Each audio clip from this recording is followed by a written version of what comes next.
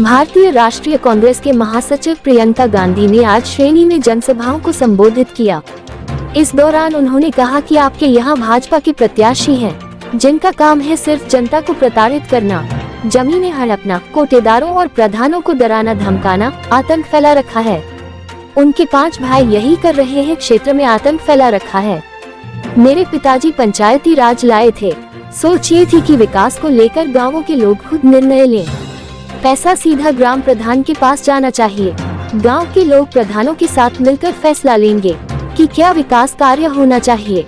आज ये चाहते हैं कि सारे निर्णय ये खुद करें। उस समय बच्ची थी, पिताजी को कई लोगों ने कहा ये गलत है, अगर पैसा सीधा भेज दोगे तो केंद्र निगरानी कैसे रखेगा। पैसा गाँव में चला गया तो वहाँ भ्रष्टाचार होगा। तब पिताजी ने कहा था कि यदि गाँव में भ्रष्टाचार होगा तो गाँव के लोग खुद उस प्रधान को निपटा देंगे। उनकी सोच की थी अगर गांव मजबूत होंगे तो लोकतंत्र भी मजबूत होगा।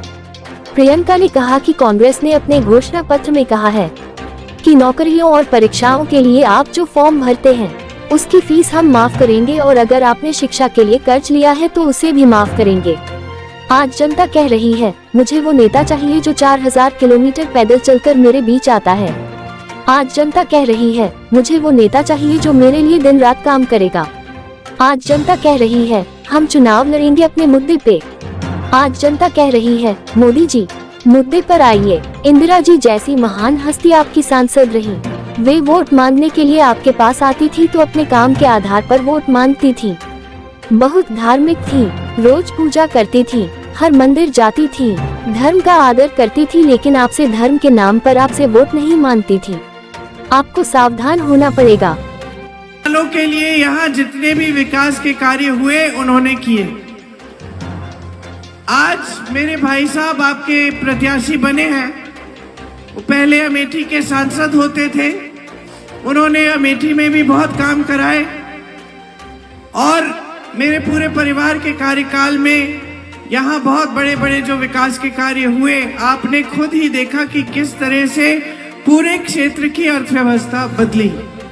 जैसे लालगंज में जो रेल कोच फैक्ट्री बनी, उससे फिर उस समय लोग कहते थे कि इस फैक्ट्री के बनने से क्या होगा, लोगों को रोजगार भी नहीं मिलेगा, लेकिन रोजगार भी मिला और ऊपर से पूरी जो आसपास की का क्षेत्र है उसकी अर्थव्यवस्था भी मजबूत हुई। छोटी छोटी दुकानें बनी, अस्पताल बने, तमाम ऐसी चीजें बनी जिनसे आपका फायदा हुआ। तो देखिए जो राजनीति आपने यहाँ रायबरेली में देखी है उसकी एक अलग सभ्यता रही है हमेशा। आप ही ने शुरू कराई क्योंकि आप यहाँ की जो जनता है बहुत जागरूक जनता है। यहाँ आपने 100 साल पहले भी अंग्रेजों के खिलाफ यहाँ के किसानों ने आंदोलन किया।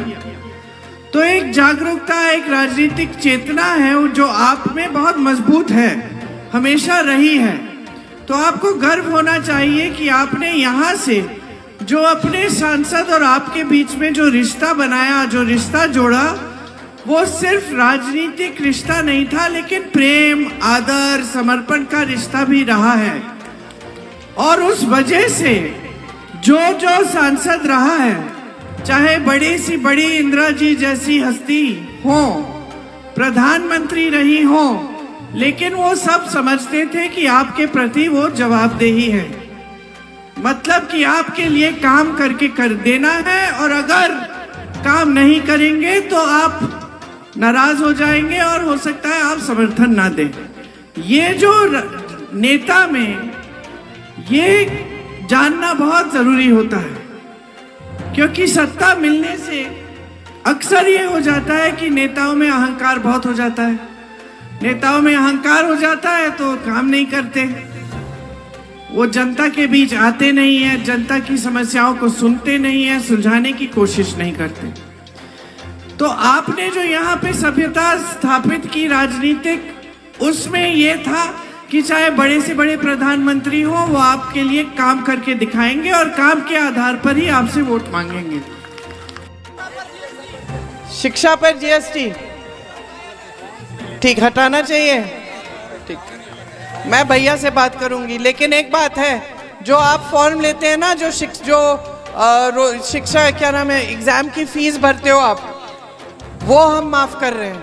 वो नहीं होगी। ये लिखा है कि जो फीस है वो माफ कर रहे हैं, और अगर आपने शिक्षा के लिए कर्ज लिया तो कर्ज भी माफ करेंगे।